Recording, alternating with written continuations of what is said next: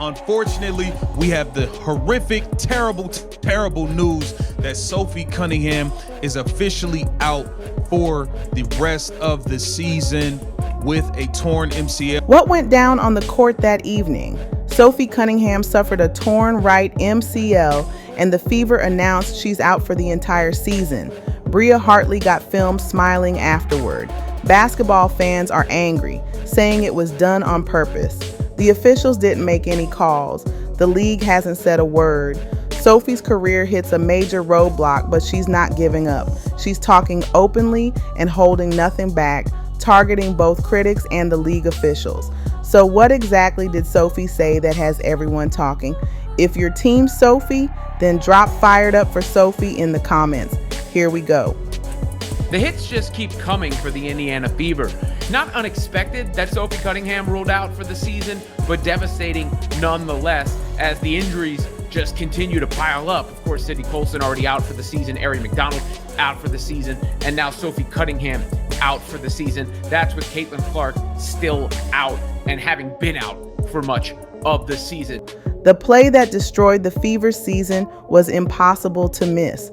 During the second quarter, facing the Connecticut Sun, Bria Hartley charged toward the basket, stumbled, and crashed straight into Sophie Cunningham's right leg. Cunningham collapsed on the court, grabbing her knee and screaming in pain while the whole stadium went quiet. Her teammates ran over right away, and you could see from the Fever players' expressions that this was serious. Sophie Cunningham was targeted, y'all. I'm telling you right now, Sophie Cunningham was targeted by Bria Hartley, and it just is what it is. It is what it is. I don't want to sit here and play games and act like, you know, she wasn't. She was targeted by Bria Hartley, and that's just the fact of the matter. And people can act like it's not all they want. I told you guys this girl was a dirty player. And that's all she did today was show how dirty. This wasn't just another bump during the game. Within moments, the camera showed Hartley with what looked like a smile on her face. That single shot went viral on social media as people wondered how any athlete could react that way after watching someone else get seriously hurt. Fans drew their own conclusions, and most thought the smile seemed more like she was pleased than surprised. It was that picture just as much as the actual collision that started the massive backlash. Look, you can tell Bria Hartley, in my opinion, she launched herself into her knee. She did. And I've seen some of the reaction online, and guys, it's despicable. It really is. There's a lot of people celebrating this injury. And guess what? You can imagine who it is. It's members of the old WNBA fandom, the ones that root for Paige Beckers and Angel Reese and Asia Wilson and all the usual damn suspects. The referees made a decision that just made everything worse. No flagrant foul called, no penalty upgrade, no official replay review. The game just kept going like Cunningham hadn't just suffered what we now know was a season-ending torn MCL. Announcing her being out with an MCL tear, which, by the way, the MCL tear, relatively speaking, is good news because it's not an ACL tear. She's not out for like a year or anything, but she's out for the rest of this year. And they're going to miss her toughness. They're going to miss her shooting. This went beyond just one single play. Fans quickly brought up a bigger problem that's been growing for years. Rough plays getting ignored and dangerous hits brushed aside until someone finally gets injured. And with Hartley, this wasn't her first controversial moment this season. When you put all those situations together, what happened to the Fever started looking less like a random accident and more like part of a concerning trend. The anger wasn't just directed at Hartley. Fans blamed the officiating and the league leadership under Commissioner Kathy Engelbert. The complaint wasn't anything new, that WNBA refs rely too much on letting them play, and by doing that, they leave players vulnerable to unnecessary injuries. Cunningham's injury became the perfect example of everything going wrong, the most recent painful case that critics had been waiting to use for demanding changes. You don't want to see anybody go out, especially with an injury. And Sophie Cunningham has been kind of like the heartbeat of this team with Caitlin Clark being out. She's like the first player we actually seen come out and stand up for Caitlin Clark and have her back. So this definitely sucks. And beyond her having Caitlin Clark. For Sophie, the price was devastating. The next day, medical tests showed exactly what everyone was afraid of: a torn right MCL, her season completely finished. After fighting her way up to become one of Indiana's key players, it was all over in a split second, ended by a play that's now being watched repeatedly on every social media platform. The collision wasn't just an injury. It turned into a symbol of bigger problems that fans believe the league is choosing to ignore. An injury-riddled season for the team and Sophie Cunningham. You gotta remember, she had that ankle injury, which is why she's wearing an ankle brace in the game. She had that in the beginning of the season. She was dealing with an injury. She fought back, came off the bench, got into the starting lineup, and she started lighting it up for us. She was knocking down the threes. She was bringing that energy, and us fans wanted her to get more shots, and we were upset at the fact that she's standing around wide open looking for the ball, and she's just not getting the ball. In the days following the injury, Sophie wasn't the first person the public heard from. While she remained quiet and tried to understand what had happened, her family jumped in quickly. Her sister Lindsay posted directly at the WNBA, attacking the officiating and pointing out that the league appeared more interested in finding players than keeping them safe. That criticism hit hard because fans had already been demanding better consistency from referees, and now a player's own family was expressing the exact same frustration. Sister was none too happy about it and slammed the WNBA. Maybe you should focus less on finding players for commenting on your poor officiating and more about hiring officials that are able to call a consistent game and protect your athletes. It's pathetic. Praying for you, Sophie. That's Lindsay. That's her sister. Well, her sister made this comment, and when Sophie finally decided to speak up, she chose a completely different approach. On her podcast, she described the play from her perspective: unlucky, but not done with bad intentions. She said she thought it was just a basketball play that went wrong, admitting she was in the wrong place at the wrong time. Sophie went even further, emphasizing that she had nothing but respect for Hartley, saying they were good friends and that she wanted fans to stop sending Hartley hateful messages. It was a calm, grown-up response that shocked people almost as much as the collision had. Coming from someone who lost an entire season, it showed restraint and wisdom. And I had been waiting to get on the pod and so we could talk about this because I did want to tweet it out, but I don't think that there was no ill intent. I think it was basketball play. I was just in the wrong spot at the wrong time. She felt like there's no way that she would go in there and intentionally try to hurt me. And so I had nothing but love for Bria.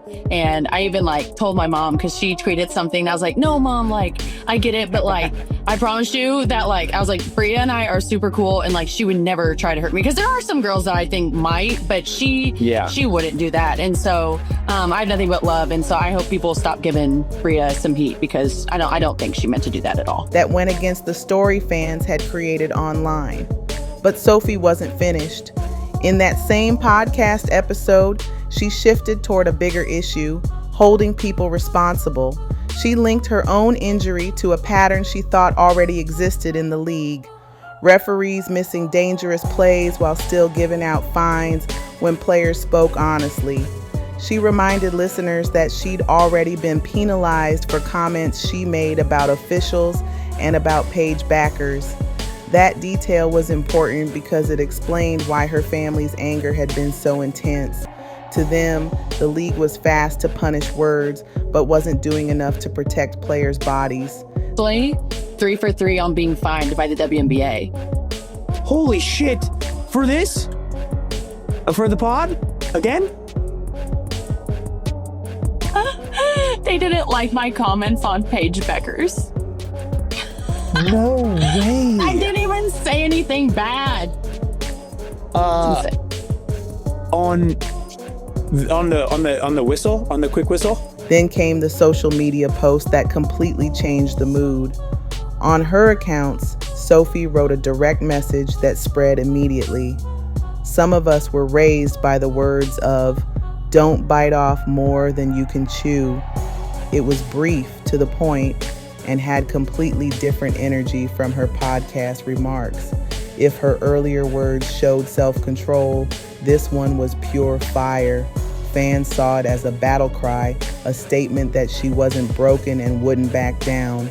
It captured the fighting spirit her supporters love and put her right back at the center of the discussion.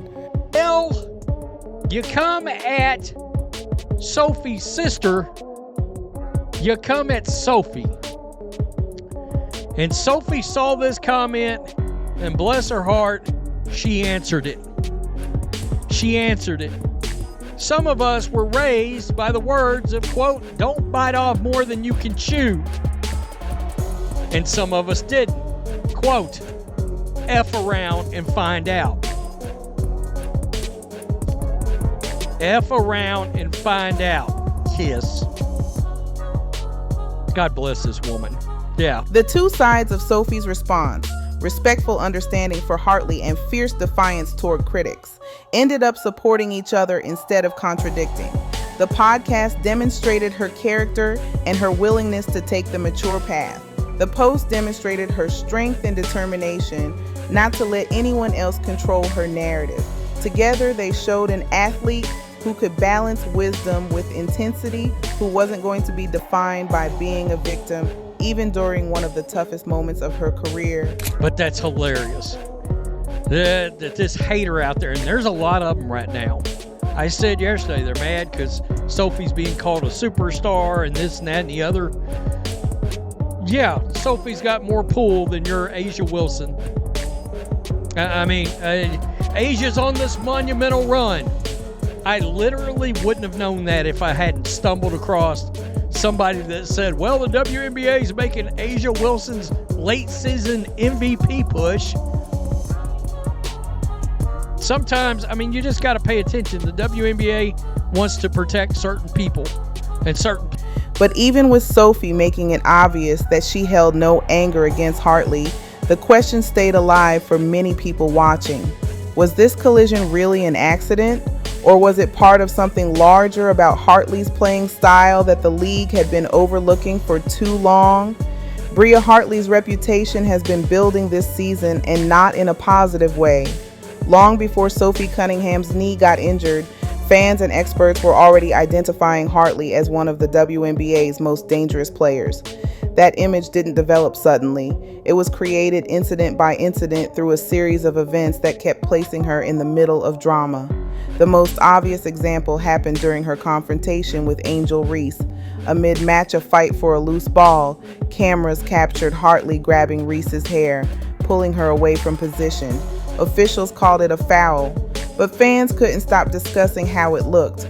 Why was one player yanking another's head during a game? Even more than the ejection against Chicago, this moment solidified Hartley's reputation as someone who used physical tactics that went way beyond tough basketball. Add those moments to video clips of Hartley making unnecessary pushes and hitting opponents, and you begin to see a track record that explains why so many people were ready to view the Cunningham collision with doubt.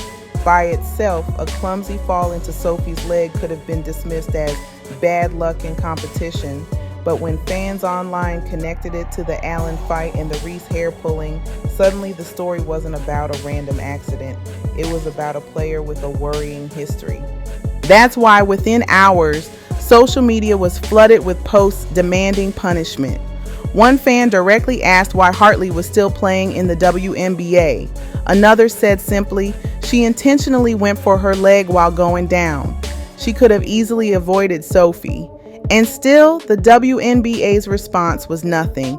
No suspension, no public investigation, no statement explaining why the play didn't deserve escalation. Hartley might claim that she plays tough basketball, but the view of her as a dirty player only gets stronger each time the league fails to take action.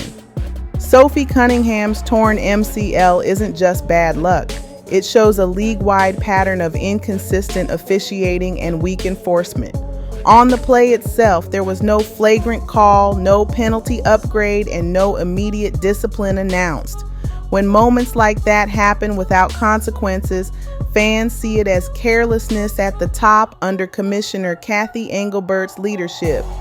Sophie's family and supporters are asking for exactly that: fast clarification, an independent investigation, and clearer officiating standards to protect players moving forward. Stephanie White said her team has something inside of them that you just can't teach. And Indiana proved it against Connecticut. Even without Sophie and Caitlin, the Fever's toughness was undeniable. And Sophie's own fierce words online show she'll keep her voice in this battle while she heals. If you support Sophie, then comment fired up for Sophie. Like, subscribe, and turn on all notifications so you never miss out. Click the video on the screen and we will see you in the next one.